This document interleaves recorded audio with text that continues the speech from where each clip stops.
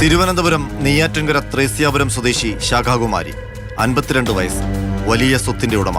വൈവാഹിക ജീവിതം വേണ്ടെന്നായിരുന്നു ശാഖാകുമാരിയുടെ തീരുമാനം.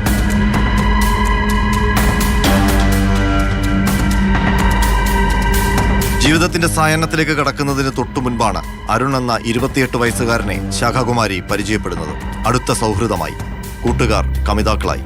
വൈവാഹിക ജീവിതം വേണ്ടെന്ന കഠിന തീരുമാനത്തിലായിരുന്ന ശാഖാകുമാരിയുടെ ഹൃദയം അരുണിനു മുന്നിൽ അലിഞ്ഞു. അരുണിനെ ജീവിത പങ്കാളിയാക്കാൻ അവർ തീരുമാനിച്ചു. വിവാഹത്തെക്കുറിച്ച് ആഗ്രഹം പ്രകടിപ്പിച്ചപ്പോൾ തന്നെ അരുണിന് ചില നിബന്ധനകളുണ്ടായിരുന്നു. വിവാഹം രഹസ്യമായിരിക്കണം. വിവാഹ ചടങ്ങുകളുടെ ദൃശ്യങ്ങളും ചിത്രങ്ങളും ഒന്നും പുറത്തു വരാൻ പാടില്ല. ഇതായിരുന്നു അരുണിന്റെ ആവശ്യം. അരുണിനെ ഹൃദയത്തോളം പ്രണയിച്ച ശാഖാകുമാരി ആ നിബന്ധനകളെല്ലാം സമ്മതിച്ചു. 50 ലക്ഷം രൂപയും 100 പവൻ സ്വർണവും വരന് ശാഖാകുമാരി വിവാഹ സമ്മാനമായി നൽകി. 2020 ഒക്ടോബർ 29-നായിരുന്നു വിവാഹം. ക്രിസ്ത്യൻ മതാചാരപ്രകാരമായിരുന്നു ചടങ്ങുകൾ. അരുൺ മുന്നോട്ട് വെച്ച നിബന്ധന ലംഘിക്കപ്പെട്ടു. ശാഖാകുമാരിയുടെ ബന്ധുക്കളിൽ ഒരാൾ വിവാഹ ചിത്രം സമൂഹമാധ്യമത്തിൽ പോസ്റ്റ് ചെയ്തു. അനിഷ്ടമുണ്ടായെങ്കിലും ശാഖാകുമാരിയുടെ മോഹിപ്പിക്കുന്ന സ്വത്ത് സമ്പാദ്യം അരുണിനെ തൽക്കാലം അടക്കി നിർത്തി. ശാഖാകുമാരിയുടെ വീട്ടിൽ തന്നെയായിരുന്നു അരുണിന്റെ താമസം. ഭാര്യയുടെ അളവറ്റ സ്വത്തിൽ കണ്ണു മഞ്ഞളിച്ചു പോയ അരുൺ ധൂർത്തനായി മാറി. വില കൂടിയ കാറുകളും ബൈക്കും വാങ്ങി. ആഡംബര ജീവിതത്തിൽ ഇലക്ട്രീഷ്യൻ കൂടിയായ യുവാവ് മതിമറന്നു.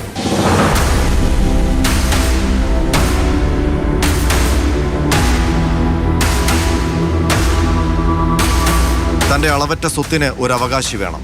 അരുണുമായുള്ള വൈവാഹിക ജീവിതത്തിൽ ഒരു കുഞ്ഞു വേണം. അതുമാത്രമായിരുന്നു ശാഖാകുമാരിയുടെ ഏക ആഗ്രഹം.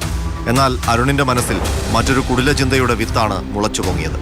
ഏതു വിധേനയും ശാഖാകുമാരിയെ ഒഴിവാക്കുക, അളവറ്റ സ്വത്ത് സ്വന്തമാക്കുക. സ്വാഭാവിക മരണം ശാഖാകുമാരിക്ക് സംഭവിച്ചാൽ അത് യാഥാർത്ഥ്യമാകുമെന്ന് അയാൾ കണക്കുകൂട്ടി. ആസൂത്രണങ്ങൾ ആരംഭിച്ചു. ഇലക്ട്രീഷ്യനായ പ്രതിക്ക് തോന്നിയ ബുദ്ധി വൈദ്യുതാഘാതം ഏൽപ്പിച്ച് ശാഖാകുമാരിയെ കൊലപ്പെടുത്തുക എന്നതായിരുന്നു.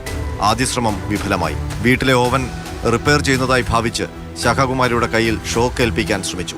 പക്ഷേ നടന്നില്ല. ആ കുടിലബുദ്ധി ഉണർന്നു തന്നെയിരുന്നു. അവസരത്തിനായി തക്കം പാത്തു. 2020 ഡിസംബർ 26 പുലർച്ചെ, ക്രിസ്മസ് പിറ്റേന്നത്തെ ആ തണുത്ത വെളുപ്പാൻ കാലം അയാൾ ആ കൊടും ക്രൂരതയ്ക്കായി തെരഞ്ഞെടുത്തു. കിടന്നുറങ്ങിയ ശാഖാകുമാരിയുടെ കഴുത്തിൽ ഷോൾ മുറുക്കി തളർത്തി വിരുന്നുമുറിയിലെത്തിച്ച് ഷോക്കേസിൽ പ്ലഗ് കുത്തി ആ സാധു സ്ത്രീയുടെ ശരീരത്തിലേക്ക് വൈദ്യുതി കടത്തിവിട്ടു. സ്വന്തം ഭർത്താവിന്റെ ക്രൂരതയിൽ അവർ വൈദ്യുതാഘാതമേറ്റ് മരണത്തിന് കീഴടങ്ങി. സ്വാഭാവികമായി ഷോക്കേറ്റുള്ള മരണമെന്ന് വരുത്തി തീർക്കാൻ ക്രിസ്മസ് അലങ്കാരത്തിലുണ്ടായിരുന്ന സീരിയൽ ബൾബുകൾ ശരീരത്തിലിട്ടു വെച്ചു.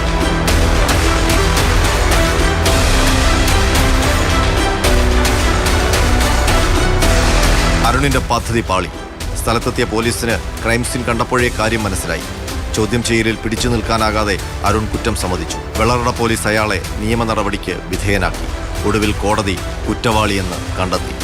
ഇനി അരുണിന് കാരാഗ്രഹവാസം.